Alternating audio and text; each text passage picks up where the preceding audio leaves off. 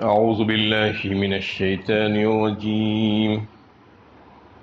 بسم الله الرحمن الرحيم. وما نرسل المرسلين إلا مبشرين ومنذرين ويجادل الذين كفروا بالباطل ليدحضوا به الحق واتخذوا آیاتی وما انذروا ہزوا. اور ہم رسولوں کو صرف اس لیے بھیجتے ہیں کہ وہ بشارت دیں اور خبردار کریں، مگر کافر باطل کے سہارے جھگڑنے لگتے ہیں تاکہ حق کو شکست دے. انہوں نے میری آیتوں کو اور اس بات کو جس سے ان کو باخبر کیا گیا ہے مذاق بنا لیا ہے. یہ سورہ کہف کی 56 نمبر کی آیت ہے. اس سے گزشتہ آیتوں میں حضرت آدم علیہ السلام اور ابلیس کا قصہ بیان کیا گیا. اس سے پہلے بھی کئی ایک صورتوں میں اس واقعے کو بیان کیا گیا، یہ بتانے کے لیے کہ انسان کا سب سے بڑا ازلی دشمن شیطان ہے، جو انسان کو مسلسل گمراہ کرنے کی کوشش کرتے رہتا ہے. اس سے بچنے کی کیا تدبیر اختیار کرنی چاہیے، وہ کس طریقے سے تمہارے پیچھے لگا ہوا ہے، یہ اللہ تعالیٰ اس میں بتا کے لوگوں کو خبردار اور متنبہ کرنے کی کوشش کرتے رہتے ہیں. اور بار بار مختلف مقامات پر یہ بات واضح کی گئی کہ تم اس کو اپنا دوست مت بناؤ. یا ایھا الذین آمنوا لا تتخذوا عدوی وعدوکم فرمایا خام پر، اے ایمان والو تم اس کو اپنا دوست مت بناؤ جو تمہارا اور میرا دشمن ہے. سورہ یاسین میں بھی فرمایا لا تعبدوا الشیطان، شیطان کی عبادت مت کرو، وہ تمہارا کھلا دشمن ہے. وَأَنِ اعْبُدُونِي هَذَا صِرَاطٌ مُسْتَقِيمٌ، اور عبادت تو میری کرو، یہی سیدھا راستہ ہے. تو اللہ تعالیٰ نے انسان کو گمراہ ہونے کے لیے نہیں چھوڑ دیا ہے، بلکہ حق و باطل کی کشمکش دنیا میں چل رہی ہے، قیامت تک چلتی رہے گی.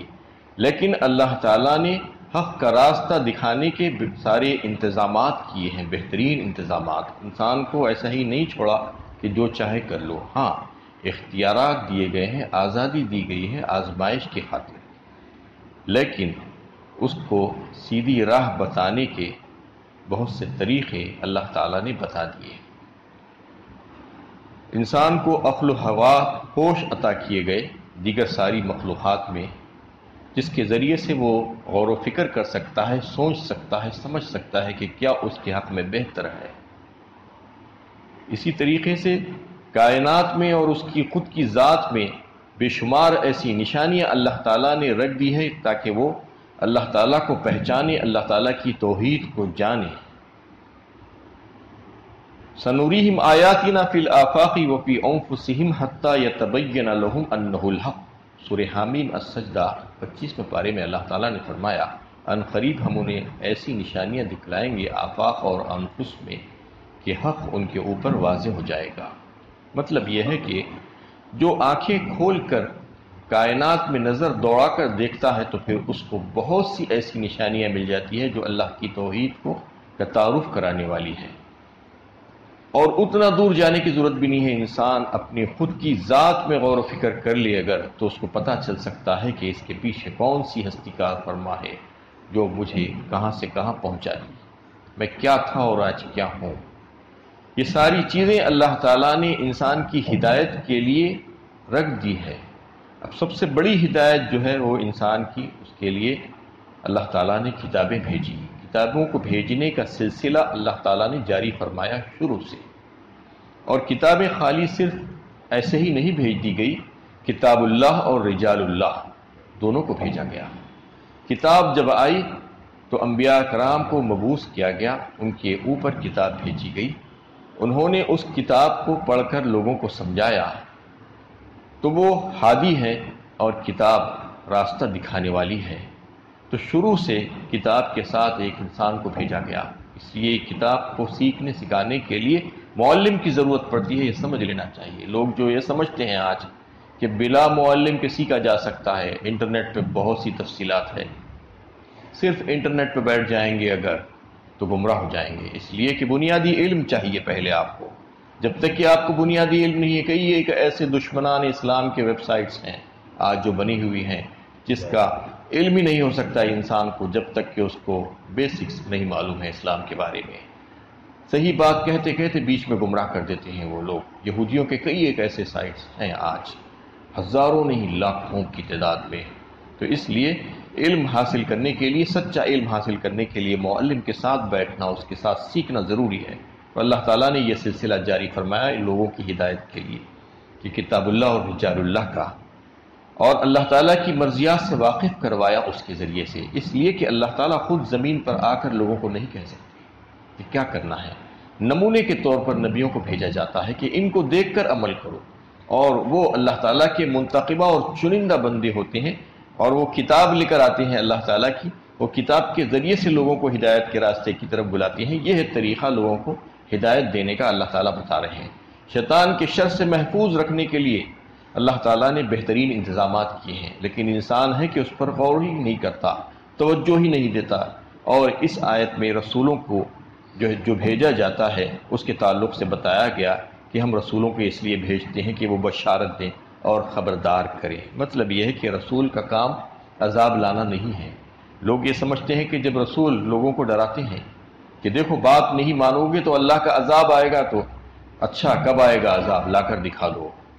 یہ کہتے ہیں متی ھذا الوعد ان کنتم صادقین، تم نے جو وعدہ کیا ہے کب ہوگا وہ، اگر تم سچے ہو تو لاؤ۔ تو اللہ تعالیٰ فرما رہے ہیں کہ رسولوں کا یہ کام نہیں ہے کہ وہ عذاب کا لانا، عذاب کا بھیجنا یا نہ بھیجنا اللہ تعالیٰ کی قبضہ قدرت اور اس کے مکمل اختیار میں ہے۔ رسولوں کا کام تو بس اتنا ہے کہ جو مان جا رہے ہیں، جو فرمانبردار ہیں، ان کو ابدی کامیابیوں کی خوشخبری سنا دینا، اللہ کی نعمتوں اور جنتوں کی خوشخبری سنا دینا، اللہ کی رضا کی خوشخبری سنا دینا، اور جو نہیں مان رہے ہیں، جو کفر پر اڑے ہوئے ہیں ضد اور ہٹ درمی کی وجہ سے، ان کو ابدی ہلاکت سے خبردار کرنا، ڈرا دینا، یہی کام ہے رسولوں کا، اس کے علاوہ اور کچھ نہیں ہے۔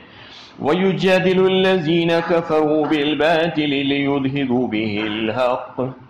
مگر کافر باطل کے سہارے جھگڑنے لگتے ہیں۔ یعنی کافر تو چاہتے ہیں کہ جھگڑا ہو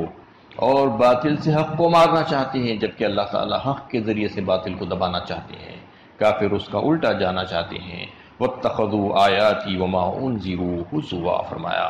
انہوں نے میری آیتوں کو اور اس کی بات کو جو ان سے خبردار کیا گیا تھا مذاق بنا لیا۔ یعنی اللہ تعالیٰ کی آیتوں کا مذاق بنانا سب سے بڑی تکذیب ہے۔ اللہ تعالیٰ کی آیتوں سے مراد معجزے بھی ہیں، اللہ تعالیٰ کی آیتوں سے مراد کائنات کی نشانیاں بھی ہیں، اللہ تعالیٰ کی آیتوں سے مراد اللہ کے جو کلام ہیں جو آسمان سے جو نازل کیے ہیں، قرآن حکیم، اس کی آیت کو بھی آیت کہا جاتا ہے۔ تو جو اللہ تعالیٰ نے جو حکم دیا ہے اس کے ذریعے سے ہمیں اس پر عمل نہ کرنا اور اس کو پس پش ڈالنا اور اس کا مذاق بنانا، یہ سب سے بڑی تکذیب ہے، اس سے تباہی و بربادی لازمی ہو جاتی ہے۔ وَمَنْ أَظْلَمُ مِمَّنْ ذُكِّرَ بِآيَاتِ رَبِّهِ فَأَعْرَضَ عَنْهَا وَنَسِيَ مَا قَدَّمَتْ يَدَاهُ إِنَّا جَعَلْنَا عَلَى قُلُوبِهِمْ أَكِنَّةً أَن يَفْقَهُوهُ وَفِي آذَانِهِمْ وَقْرًا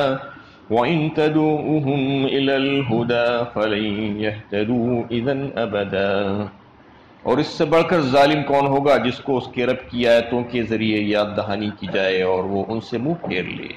اور اپنے کرتوتوں کو بھول جائے۔ ایسے لوگوں کے دلوں پر ہم نے پردے ڈال دیے ہیں کہ وہ کچھ نہ سمجھے اور ان کے کانوں میں گرانی پیدا کر دی ہے۔ تم انہیں ہدایت کی طرف کتنا ہی بلاؤ، وہ کبھی ہدایت پانے والے نہیں ہیں۔ مطلب یہ ہے کہ اس سے بڑھ کر ظالم کون ہو سکتا ہے جس کو اللہ تعالیٰ کی آیتیں سنائی جائیں، اللہ تعالیٰ کی طرف بلایا جائے، اس کی ہدایت کے راستے اس کو دکھلائے جائے، اس کو یاد دہانی کی جائے، نصیحت کی جائے، اس کے باوجود اس کا وہ مذاق اڑائے اور اس سے اعراض کر جائے، تو پھر ایسے لوگ جو حق کے سامنے آنے کے باوجود حق کو قبول کرنا نہیں چاہتے، اپنی ضد پر اڑے رہنا چاہتے ہیں، ان کے لیے ہدایت کے راستے بند کر دیے جاتے ہیں۔ اِنَّا جَعَلْنَا عَلَىٰ قُلُوبِهِمْ أَكِنَّةً أَن يَفْقَهُوهُ وَفِي آذَانِهِمْ وَقْرًا، فرمایا ان کے دلوں پر پردے ڈال کر ان کے کانوں میں گرانی ڈال دی جاتی ہے، اب حق ان کے اندر نہیں جا سکتا۔ کلا بل ران علی قلوبہم ما کانوا یکسبون، سورہ مطففین میں اللہ تعالیٰ نے جو فرمایا کہ ایسے ہی لوگوں کے لیے کہ ان کے دلوں پر زنگ چڑھ جاتے ہیں کہ اب ان کے اندر حق جانے کی جو توفیق ہوتی ہے وہ سلب کر لی جاتی ہے، یعنی بار بار ضد پر جمے رہنے کی وجہ سے،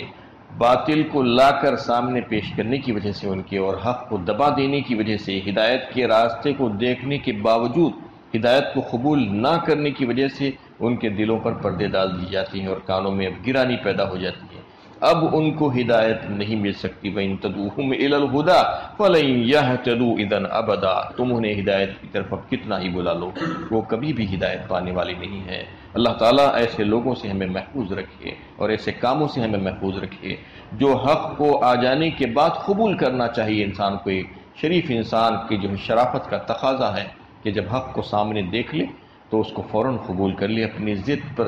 جمع نہ رہے۔ وَرَبُّكَ الْغَفُورُ ذُو الرَّحْمَةِ لَوْ يُؤَاخِذُهُم بِمَا كَسَبُوا لَعَجَّلَ لَهُمُ الْعَذَابَ بَل لَّهُم مَّوْعِدٌ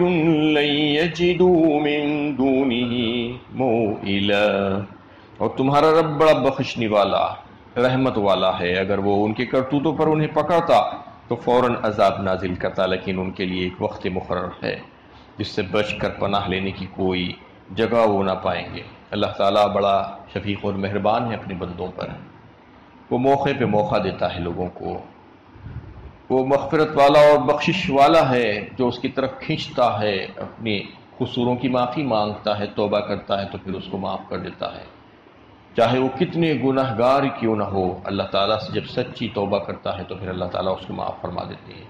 ویسے بھی اللہ تعالیٰ انسانوں کے گناہوں پر فوراً نہیں پکڑا کرتے، اس کو مہلت دیتے ہیں تاکہ اصلاح کرنے کا موقع مل جائے۔ لو یؤاخذہم بما کسبوا لعجل لہم العذاب، ان کے کرتوتوں پر اگر پکڑنا شروع کر دے اللہ تعالیٰ تو پھر کوئی نہیں بچ پائے گا، شکنجہ عذاب فوراً نہیں آتا، اللہ تعالیٰ مہلت دیتے ہیں تاکہ لوگ اپنی اصلاح کر سکیں، ان کو وقت ملے سوچنے اور سمجھنے کا۔ بل لہم موعد لن یجدوا من دونہ موئلا، لیکن اگر وہ وقت گنوا دیتے ہیں کوئی اور اس میں صحیح فکر کے ساتھ اللہ تعالیٰ سے رجوع نہیں ہوتے ہیں، اپنے قصوروں پر معافی نہیں مانگتے ہیں، تو پھر وہ مہلت عمل ان کی جو دی گئی تھی وہ تو ختم ہو جاتی ہے۔ وہ تو ایک وقت مقررہ کے لیے ہر ایک کو، ہر گروہ کو، ہر فرد کو اللہ تعالیٰ نے مہلت دے کر رکھی ہے، تو وہ مہلت سے اگر کوئی فائدہ اٹھاتا ہے تو وہ ہوشیار اور عقل مند انسان ہے، اور اگر نہیں اٹھاتا ہے تو سمجھ لینا چاہیے کہ لن یجدوا من دونہ موئلا، اب اس کے لیے جائے فرار کچھ بھی نہیں ہے، اب کوئی راستہ نہیں ہے، تمام راستے اس کے لیے مسدود ہو گئے ہیں، اب اللہ کی پکڑ سے اس کو کوئی بچا نہیں سکتا، کیونکہ اس کو جو مہلت ملی ہے اس سے فائدہ اٹھا لینا چاہیے، اور اگر کوئی نہیں اٹھاتا ہے تو اس کا خود کا نقصان ہے اس میں۔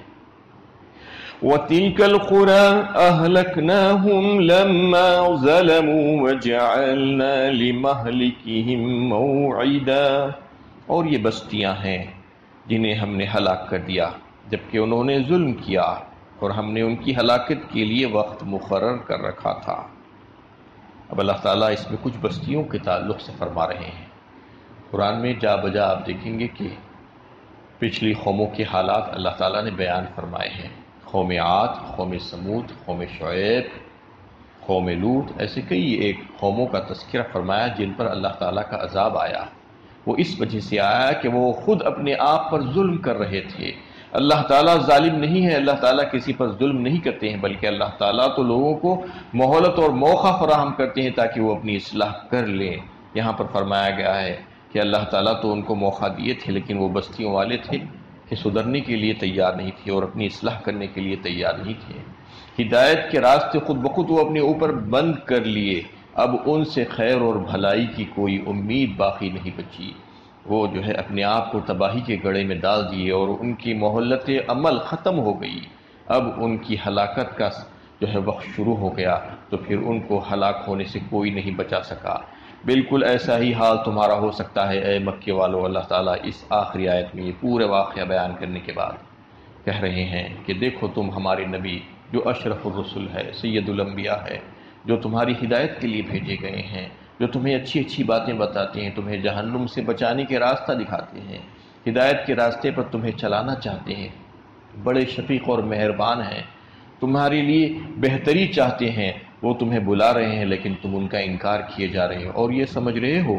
کہ ان کا انکار کرنے کے باوجود بھی ہمیں کون پکڑ رہا ہے۔ تو یہ سمجھ لو کہ تمہارا وقت ابھی نہیں آیا ہے، تم کو ہم نے موقع دے کر رکھا ہے جیسا کہ پچھلی قوموں کو موقع دیا تھا، لیکن وہ موقع اور مہلت عمل جب ختم ہو جائے گی تو تمہارا مواخذہ ہوگا، تم کو پکڑ سے کوئی بچا نہیں سکتا، تمہارا حال بھی پچھلی قوموں کی طرح ہی ہوگا۔ وَجَعَلْنَا لِمَهْلِكِهِمْ مَوْعِدًا، جب ہلاکت کا وقت آ جائے گا تو پھر جب تم کچھ نہیں کر سکو گے، تمہارا کوئی یار مددگار نہیں ہوگا، تم کو کوئی بچانے والا نہیں ہوگا، لہٰذا ابھی وقت ہے، تم اپنی اصلاح کر لو۔ یہ قیامت تک آنے والے انسانوں کے لیے اس میں پیغام، صرف اس وقت کی، بلکہ جو قرآن اور سنت سے اعراض کرے، جو اپنے آپ کو سنوارنے اور اصلاح کرنے کی کوشش نہ کرے، اپنے قصوروں پر اپنے رب سے معافی نہ مانگے، اپنی کوتاہیوں کو اللہ تعالیٰ سے نہ منوائے اور کوتاہیوں سے جو ہے درگزر کرنے کے لیے اللہ تعالیٰ سے دعائیں نہ کرے، تو پھر وہ وقت مہلت اس کو جو ملا ہے جو عمل کرنے کا وہ ختم ہو جائے گا، اور پھر ایک دن آ جائے گا کہ وہ ایسے ہی چلے جائے گا اللہ کو ناراض کر کے ایک مجرم کی حیثیت سے۔ تو یہ سمجھ لینا چاہیے کہ ان آیتوں میں پیغام ہے ان تمام لوگوں کے لیے جو غفلت کا شکار ہیں، ان کو اللہ تعالیٰ جگانا چاہ رہے ہیں کہ دیکھو شیطان تمہارے پیچھے لگا ہوا ہے، تمہارا دشمن ہے، وہ تم کو گمراہ کرنا چاہتا ہے، تم کو آگ میں ڈالنا چاہتا ہے، اپنے ساتھ لے جانا چاہتا ہے، لیکن ہم تمہیں بچانا چاہتے ہیں، اس لیے تمہاری ہدایت کے لیے بہترین ساز و سامان ہم نے بھیجا ہے، بہترین کتاب ہم نے تمہارے لیے بھیجی ہے، اس کو پڑھو اور سمجھو، اس کے ساتھ ہم نے نبیوں کو بھیجا جو تمہارے لیے ہدایت کا راستہ دکھانے والے تھے، ان کی باتوں کو مانو، ان کی تکذیب مت کرو، ان کو مت چھٹلاؤ۔ اللہ تعالیٰ سے دعا ہے کہ اللہ تعالیٰ ہمیں صحیح علم و عمل کی توفیق عطا فرمائے۔